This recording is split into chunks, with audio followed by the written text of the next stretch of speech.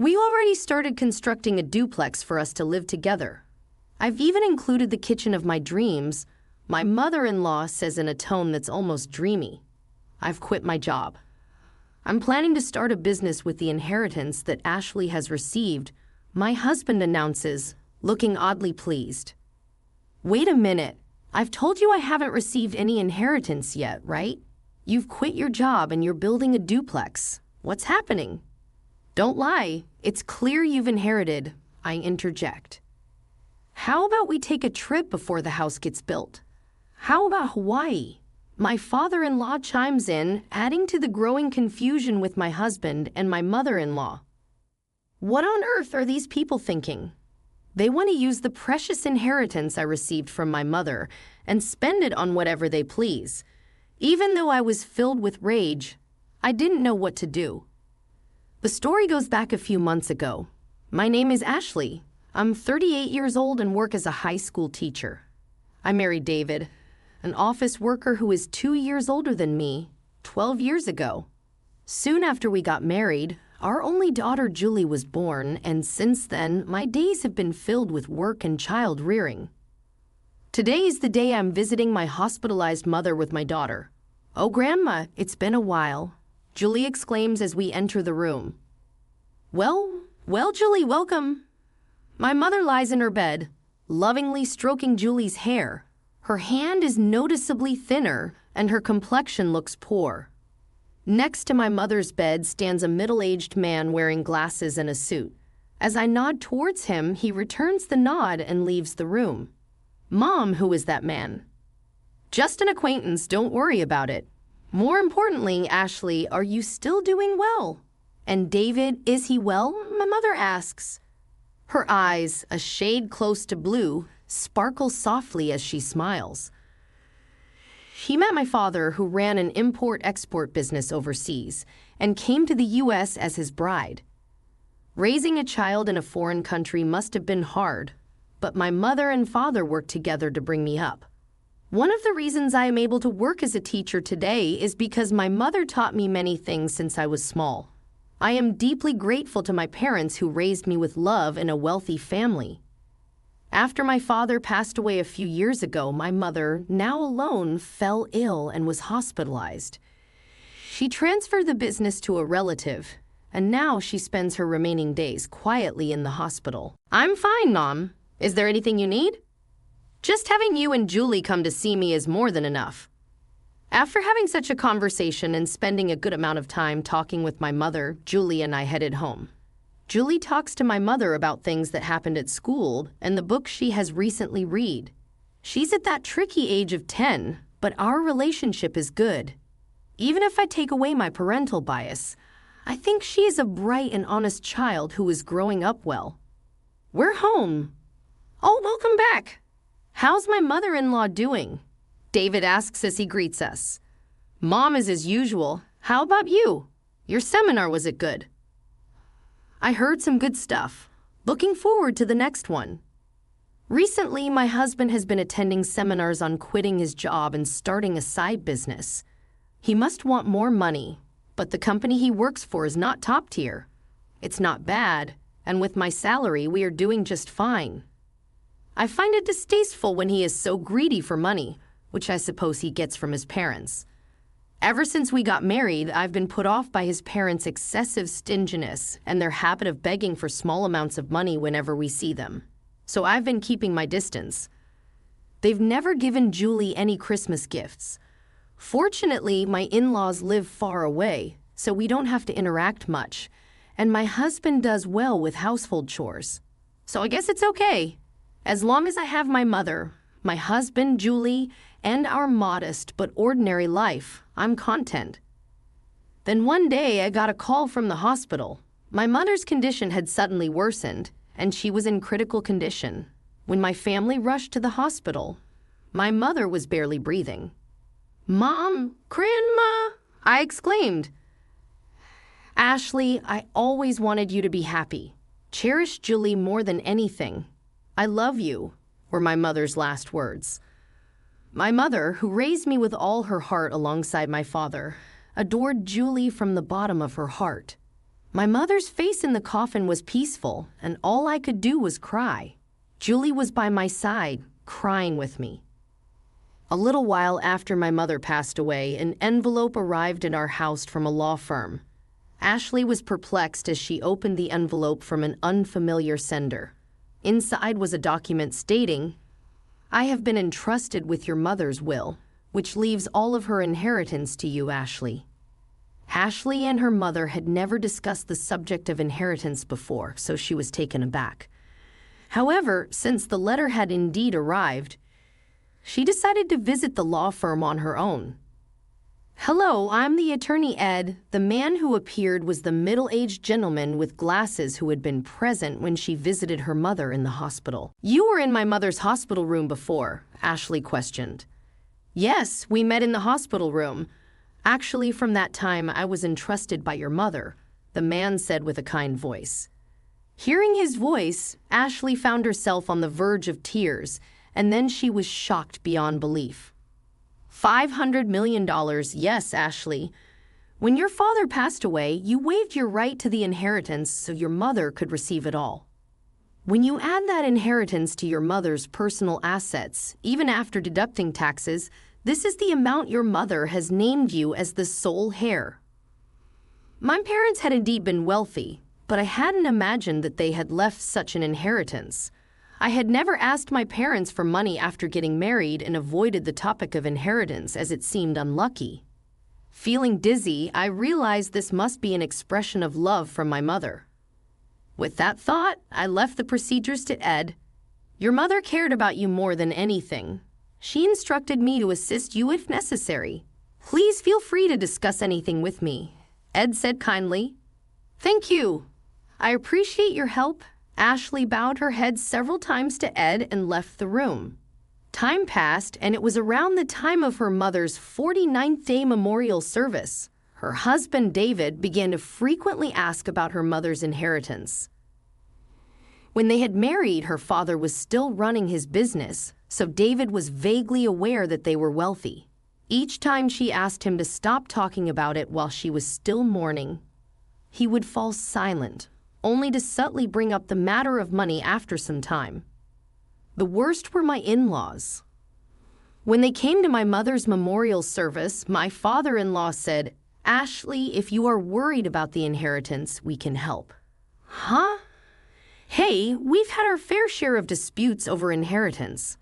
When unmarried siblings died, inheritance can be complicated. If you're troubled, feel free to talk about it. My mother-in-law chimed in. Having never shown any inclination to assist them before, she could only give her in-laws a vague response as they put on a knowing facade. Then, about 3 months after her mother's death, David, who had been quiet recently, finally lost his patience.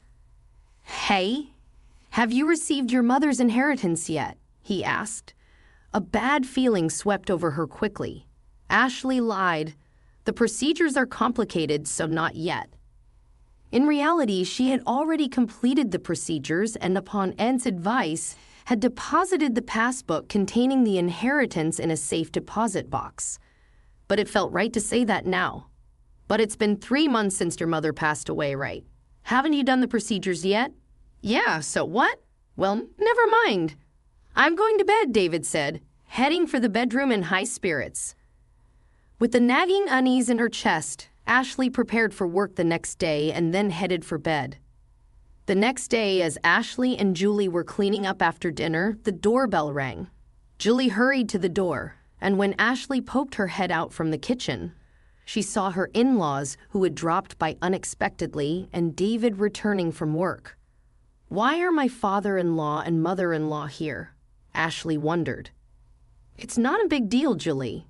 Go to your room," Ashley instructed. Julie glanced anxiously at us and headed to her room. "What's going on?"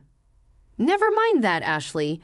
We have something to celebrate today, Ed," her father-in-law said in high spirits as he opened their fridge and took out a beer. "Celebration?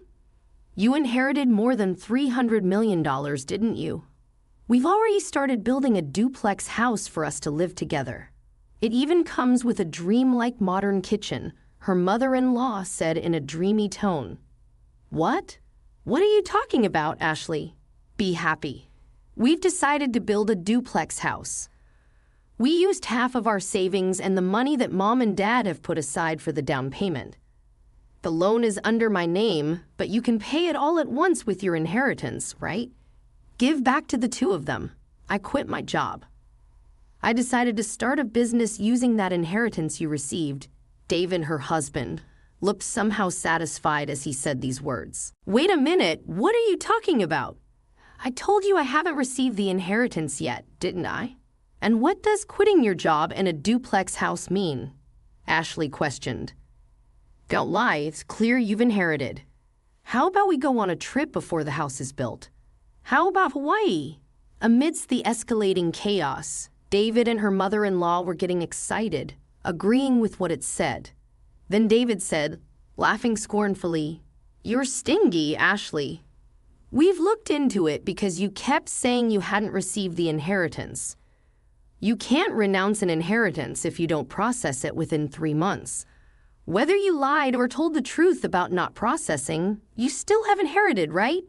That is, considering the scale of my father-in-law's company, there must be more than 300 million. We'll be able to live comfortably thanks to them. Thank you, mother-in-law. Be sure to prepare the money for the duplex house as soon as possible and my capital too. Seeing David speak like that made her dizzy. But what on earth are these people who want to use my precious inheritance that I received from my mother as they please and indulge in luxury? Although filled with intense anger and about to yell, she couldn't say a word, worried about Julie, who was in the other room. I'm going outside for a bit, she called out to the three of them, but they didn't hear her, happily discussing how they would use the inheritance. She went out without even taking her wallet. The night wind was cool, and it was then that the tears came. She went to the hilltop park where she used to come with her mother and cried, holding back her voice. Her anger didn't subside, feeling frustrated and worn out. Her heart was exploited, her emotions were a mess, but she couldn't just say she wanted a divorce. They still had their child, Julie. Her mother's words, take care of Julie above all else, came back to her, and tears spilled again. Suddenly, someone spoke to her. Surprised, she opened her eyes, and the person began to speak softly. 3 days later, she called her husband and in-laws to a restaurant with private rooms. So, you finally came back home after that day. Did you withdraw the money, Ashley? You shouldn't leave home without telling your husband, her mother-in-law admonished. Ignoring the words of the three people, she took out a document. It was a divorce notice, already filled out. David, I want a divorce, she said firmly. What? What are you saying? Her husband looked panicked, and her in-laws looked at each other. I can't go on with you anymore. What are you saying? David's face was turning red as he lashed out at her.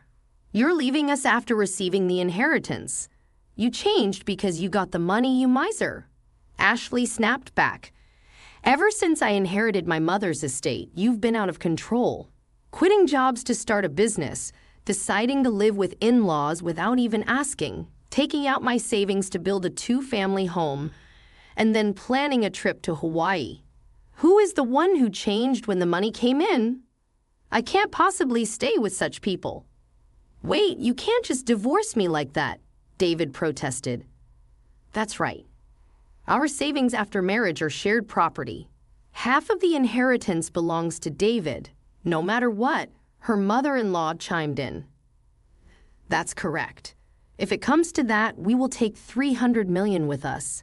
David and her in-laws were foaming at the mouth as they approached her.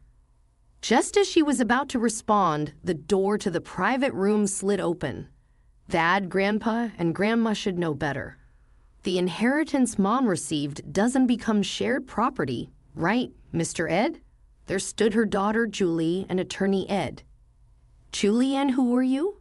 David asked, bewildered. I'm attorney Ed. Ashley's mother had entrusted me with this matter, and I've been advising Ashley, attorney Ed explained as they bowed. That's all well and good, but wait. The inheritance doesn't become shared property, Ashley said, presenting the facts. That's correct. Inherited property from a deceased parent has not become shared property, nor is it subject to the division of property, Attorney Ed clarified. You've got to be kidding me. Is this a mistake? David stuttered, his face flushing with embarrassment. In front of the flustered three, I was taken aback. It seems that they really thought that the inheritance I received would become their property.